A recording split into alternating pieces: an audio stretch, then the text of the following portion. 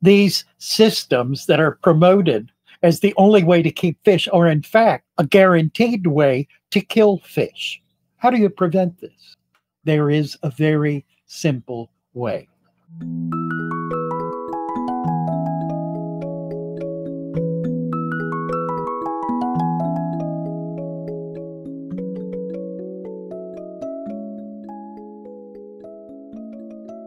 The tropical fish hobby has an enemy. And the enemy is on the inside, not on the outside. The enemy is not those who are opposed to keeping tropical fish. The enemy is those who seek to make us believe that tropical fish can only be kept in the absence of the natural world. We have entire segments of the industry built on this single premise that to keep tropical fish alive and healthy, you must prevent natural systems and natural processes from occurring. You must have sterility. You must have the finest of filtration. You must have a bare and empty tank with nothing in it except that which is utterly sterile. The very notion that an aquarium must be free of any kind of germs or parasites or bugs of any sort is what the preponderance of our industry is based on. Oh, they may create a product here and there for the purpose of injecting some bacteria or some natural looking or natural smelling product, but it is a far cry from what is truly natural. And here's the difficulty.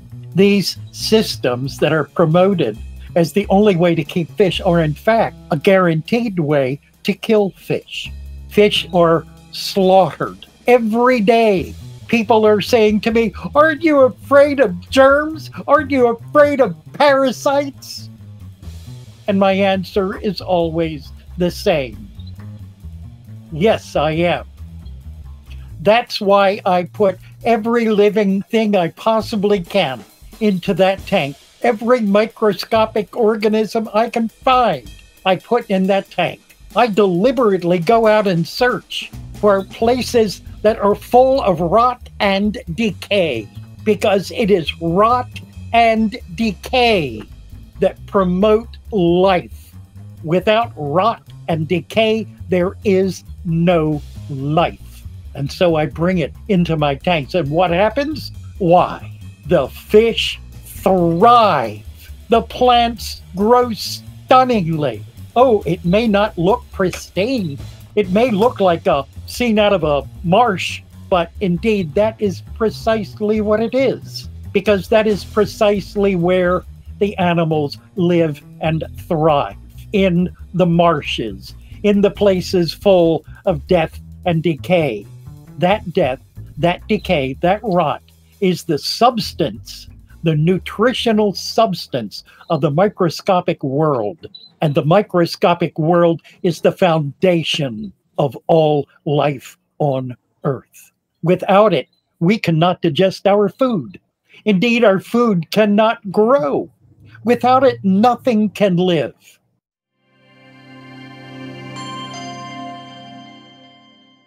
And as you come to understand nature in all its roughage and glory, you discover it is in harmony with itself. There are only destructive cases of overwhelming parasites and disease found naturally in your pristine fish tank.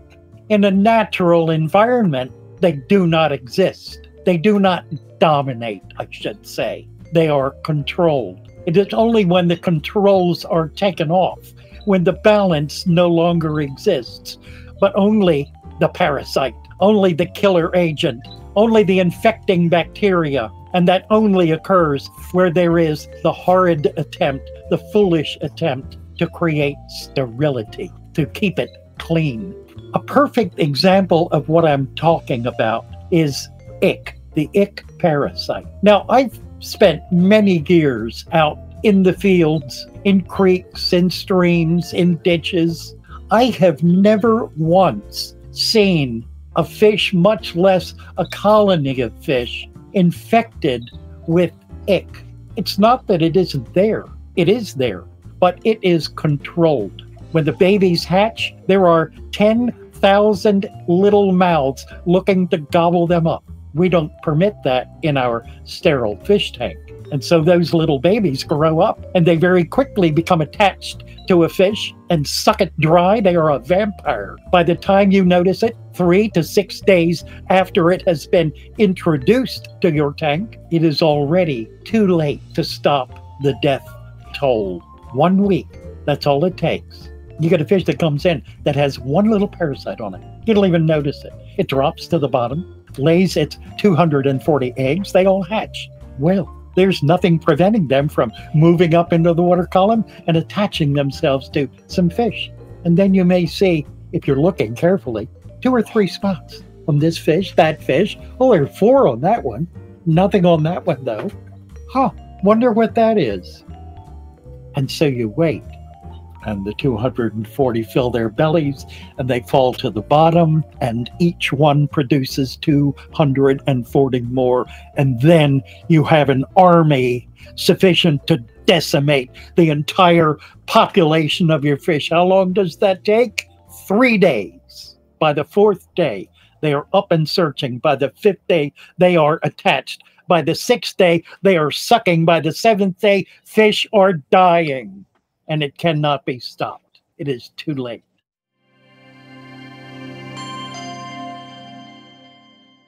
How do you prevent this? There is a very simple way. Maintain an aquarium in which there is biological balance, in which there are armies of microscopic organisms living in that tank, creating the harmony and the balance, creating the breakdown of waste, living in a substrate deep enough and rich enough to be able to handle that activity and produce life, not death. It is such a simple thing. And so many are scared out of their minds with the idea that dirt might invade their aquarium.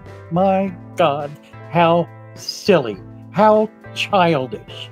The moral depravity of contempt for nature. There, I've said it.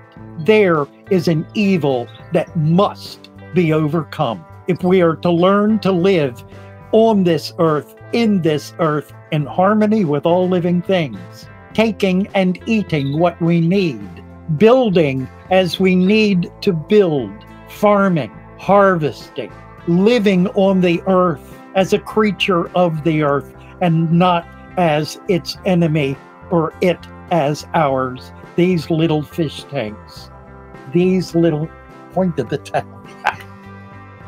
These little fish tanks teach us that lesson. These little fish tanks teach us how we are to live on this earth. Let it be so. Let it be a life lesson you learn every day of your life as you take joy and celebrate the warmth, the love, the blessing of a little natural aquarium in your home. Wonderful to be with you. I'm doing some things to help this process along. I've created some material that you can build these tanks with to make them really effective and successful. I have supplements for the substrate and directions and instructions on just exactly how to do it. I have plants, some of the most wonderful plants that you can purchase out of my store and be able to create all of this. Oh, it'll be prettier than mine. I don't do pretty. I do ugly. At least some think so. I don't happen to. And I have a lot of friends that don't think it's ugly either. If you do, that's fine. That's your aesthetic. It doesn't mean you can't be natural. It doesn't mean you can't live in the real world. You just do it in a way that's beautiful. And that's beautiful. I wish I could. I have some friends who can, who know how. I'm too strange to teach, I guess. Or maybe too old and just see beauty in other forms. Maybe that's what it is. Join us on Wednesday nights. We have a show and tell on Wednesday nights where people come in and show us their tank, their natural tanks. Some haven't gotten there yet, but we try to help them along. It's wonderful. 20 to 30 people will come up in an evening, show their tanks to the lake. Join the Father Fish Shoal and make friends with fish keepers. Learn how to do things. And when you do, learn how to teach others.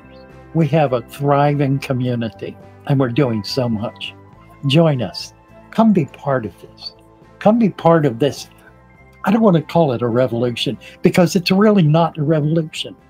It's a return to the real world, a return to nature, an affirmation of nature, a celebration of nature, and a joy. Join us. Please join us. Love you all.